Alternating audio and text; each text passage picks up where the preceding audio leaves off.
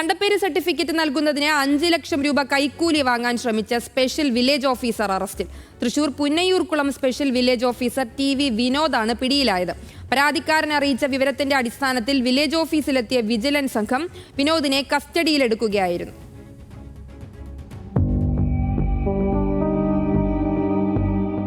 Punnayurkulam village ഓഫീസിൽ നിന്ന് തണ്ടപ്പേര് certificate വാങ്ങാൻ ദീർഘനാളായി ശ്രമിച്ചിരുന്നയാളാണ് പരാതിക്കാരൻ.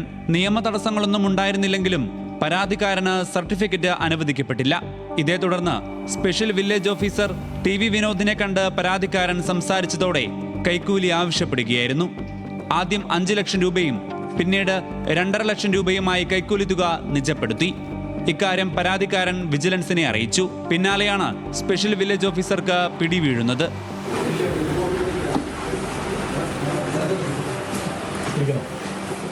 വെള്ളിയാഴ്ച രാവിലെയാണ് വിജിലൻസ് നിർദ്ദേശപ്രകാരം പരാതിക്കാരൻ വില്ലേജ് ഓഫീസിലെത്തിയത്.